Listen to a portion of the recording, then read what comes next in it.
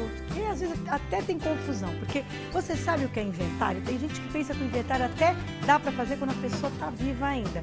E a gente precisa esclarecer esse assunto e exatamente saber como proceder nessas situações. Quem vai nos ajudar hoje é o Dr. Edilton Cardoso Júnior, que é advogado, e vai tirar as dúvidas todas para esse momento que também é difícil para a família, né, doutor? Sem dúvida, Sula. Muito complicado, um momento que você precisa parar e cumprir um prazo super curto, que é o inventário. Ah, tem um prazo para cumprir. Tem um prazo. O inventário só acontece depois que houve o óbito. Exatamente. Após o óbito, então os herdeiros, né, ou até mesmo a família, a esposa, né, tem um prazo de 60 dias para dar entrada no inventário. O que é o inventário?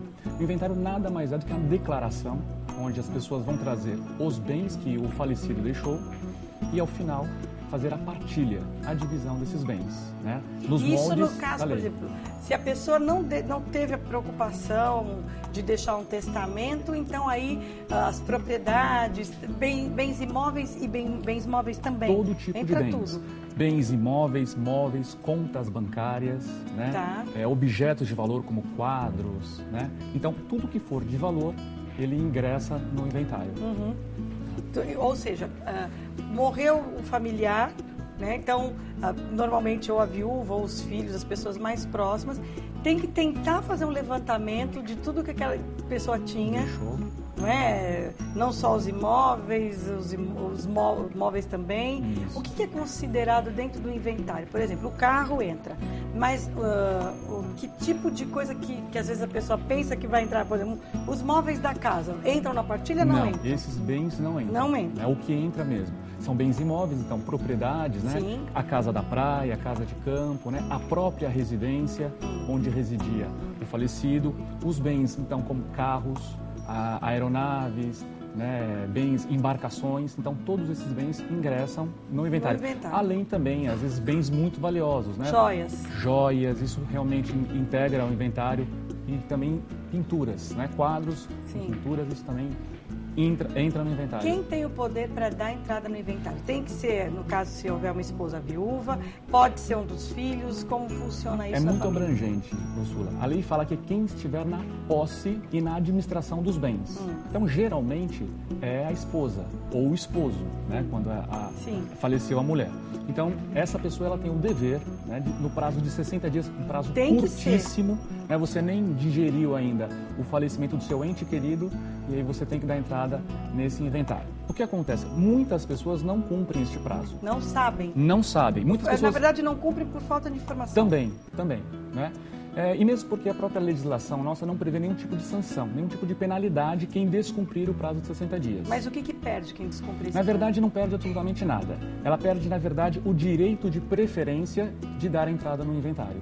Né? Então, se ela não fizer isso no prazo de 60 dias, outras pessoas, os outros herdeiros, podem sim dar entrada nesse inventário. Né? A única consequência que a gente diz é na parte do fisco.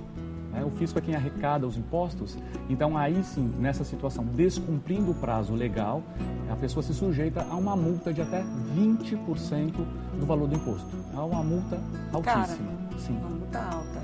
Exatamente. Então é uma informação, na verdade, que todos nós temos que ter, porque assim, é um momento difícil, é um momento de perda, a família se entristece, mas também existe o lado burocrático aí que você precisa estar atento. Sem dúvida. E sempre vai ter que ter um familiar, se, no caso, ou viúvo ou a viúva não estão em condições, é um filho que vai assumir, um sobrinho, um parente mais próximo. É um momento, inclusive, Sulen, que às vezes aqueles filhos bastardos, né, que desconhecem a propriedade do pai ou da mãe, é um momento pela qual eles tomam conhecimento disso. E ali naquela situação é que eles também serão beneficiados pela lei. Né? Eles também terão o direito de receber a herança deixada pelo pai. E também é o momento das discórdias familiares, também, normalmente, né? Porque aparece algum bem novo e aí já fica todo mundo preocupado que destino que vai ter aquele bem. Você tocou num assunto muito importante, Sula, que é a questão da discórdia. Até 2007 nós tínhamos um único tipo de inventário, que era o judicial. Né? Então a pessoa dava entrada no poder judiciário, ingressava com ele e ali resolviam todas as situações até que saísse o formal de partilha, né, os alvarás. A partir de 2007, através da Lei 11.441, houve então a implementação do inventário extrajudicial. pela qual é muito rápido, tranquilíssimo. É quando as partes, então, os herdeiros, eles concordam com a divisão dos bens, né? São todos maiores e capazes, né? Devem estar acompanhados de um advogado. Basta levar, então, todos esses bens, essa relação de bens, ao cartório notarial, declarar tudo isso e em 3 a 6 meses o inventário já estará resolvido, sem as burocracias do nosso Poder Judiciário. Que normalmente demoraria quanto? Olha, hoje o inventário judicial em torno de 1 ano e meio até 3.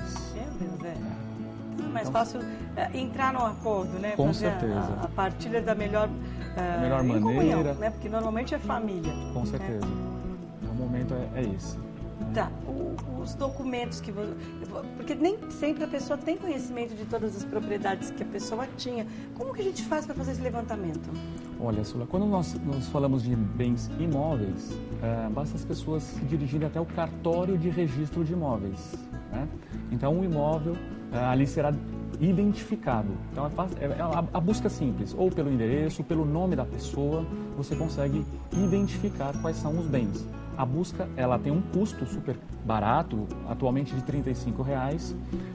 As informações são públicas. Mas é uma busca geral, por exemplo. Geral. Eu vou em um cartório, eu vou saber se em outros cartórios existe a propriedade e o nome daquela pessoa. Nem sempre. Infelizmente, essa burocracia ainda existe, né? Aqui em São Paulo, nós temos aproximadamente de 12 a 15 cartórios e essa busca tem que ser presencial em cada um deles. É isso que eu estou dizendo. Você vai ter que fazer uma peregrinação. Exatamente. Não é isso? Mas quando você tem o conhecimento do bem, basta você pedir uma certidão de matrícula atualizada e levar até o inventário. Assim como o documento de veículo, de embarcações, né? Então basta levar o conhecimento do juiz com esses documentos e assim vai ser processado o inventário. Tá. E o custo do inventário? Sempre assim, vai ser um advogado responsável, eu levo o meu, o irmão leva outro. Como é que funciona isso? Depende muito, Sula. Depende da família, depende dos herdeiros, né? É claro que todos eles podem economizar contratando um único advogado.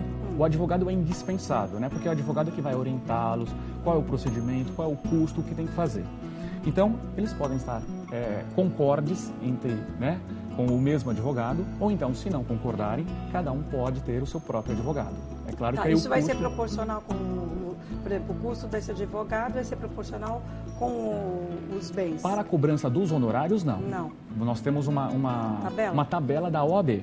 Agora, o que não pode ser confundido é honorários com as custas judiciais do processo, quando ele for judicial. Quando ele é extrajudicial, tem os emolumentos do cartório. E também não pode ser confundido com o imposto, que é aquele famoso imposto causa-mortes, ITCMD, né? Então, tudo isso vai variar de acordo com o total dos imóveis, o total dos móveis, né? Tudo aquilo que for compor o inventário, você vai ter ali um custo, né, para aquilo.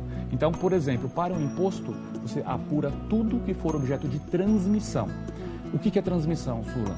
Não pode confundir o bem que era do marido e da mulher e quando haverá a divisão, a parte da mulher, se ela ficar viva, essa parte não será divisível. É só a parte do falecido. Sim. Então o imposto incidirá sobre essa parte. Sobre a parte aqui no estado de São Paulo, a alíquota desse imposto, o ITCMD, é de 4%. É um imposto caro. Porque geralmente transmissão intervivos, né, que é o ITBI, é 2%. Então veja, o que nós sempre recomendamos é para que a pessoa procure se antever, não deixar para aquele momento tão difícil. Além de ser um momento difícil, mais caro do que o tradicional. O melhor é o testamento? Com certeza. Não significa que o testamento você não vai precisar do inventário. Sim. Mas você consegue adiantar algumas situações, né? E gastar menos. Gastar menos, com certeza. Você que está preocupado aí com seus herdeiros, né? Evita também discórdia, enfim. Com certeza. Que eles gastem mais e até nem tenham para custear isso. É verdade. Não é? Essa transferência desse bem. Com certeza. Que bom, doutor. Obrigado pela sua presença. Mais uma e com certeza esclarecedor. Muito a gente obrigado. faz intervalinho, daqui a pouco tem bolo de nozes. Não saia daí.